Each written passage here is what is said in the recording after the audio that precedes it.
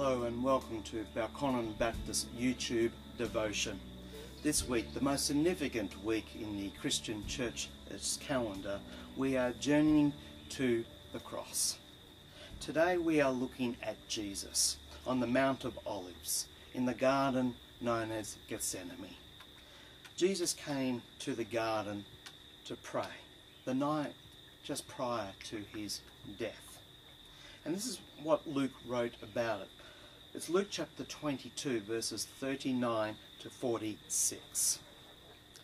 Then, accompanied by the disciples, Jesus left the upstairs room and went as usual to the Mount of Olives.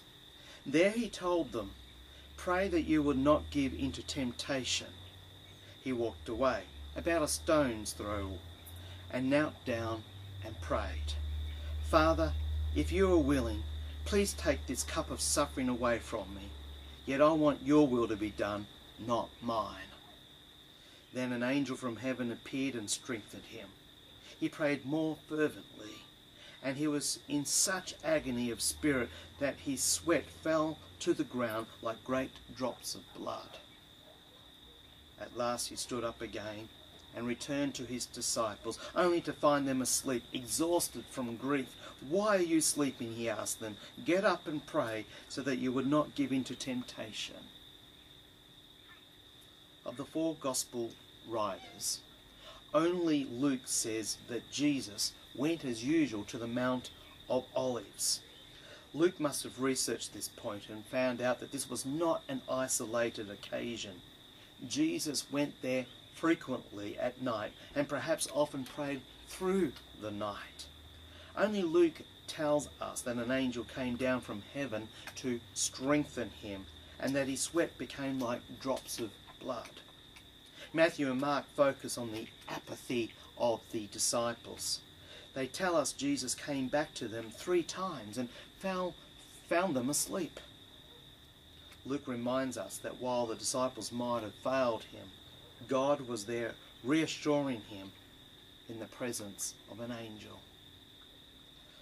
The request of Jesus reveals his humanity.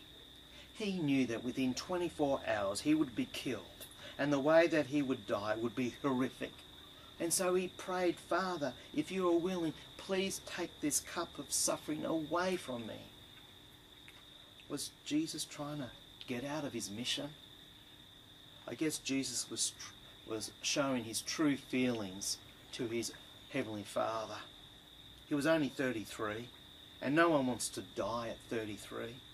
He knew what crucifixion was like. He had seen it. He was in agony, and the Greek word is used of someone fighting a battle with sheer fear. He could have turned back. He could have refused the cross. The salvation of the world hung in the balance as the Son of God literally sweated it out in Gethsemane. But Jesus won. Jesus reaffirmed his commitment to do what God wanted. He prayed, "Yet I want your will to be done, not mine." After he finished praying fervently, Jesus got up and found his disciples not praying as he requested, but asleep. The very late Thursday night and early Friday morning was only going to get more intense. Luke tells us that Judas arrived with a crowd of people. Judas then kissed Jesus as a sign to the Jewish leader that he was the one. A scuffle broke out between the disciples and the chief priests, the officers in the temple guard, and the elders. Then Jesus said in Luke chapter 22, verses 52 and 53, "Am I some dangerous revolutionary that you come with swords and clubs to arrest me? Why didn't you arrest me in the temple? I was there every day, but this is your moment, the time when the power of darkness reigns." And Luke wrote in verse 54, "So they arrested him and led him to the high priest's home." And there began a series of trials that were not only illegal, but both Jewish and Roman authorities actually struggled to accuse him with any truth. Thursday was one tough day and night for Jesus. He was betrayed from one of his own.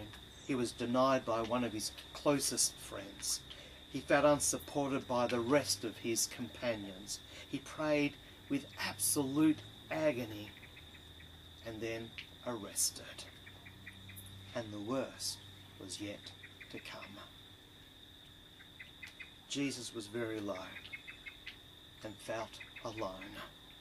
In the midst of this hard day, we are told in verse 43 that an angel from heaven appeared and strengthened him. And when we have one of those hard days where life just doesn't seem to be going well for us, remember that God can come and strengthen you. In your prayers now, reflect on what Jesus went through. Give thanks that he did this for you. And pray that God will give you the strength to face the good days and the hard days, and give you the strength to face temptations. And now, may the Lord bless you and protect you. May the Lord smile on you and be gracious to you. May the Lord show you his favour and give you his peace.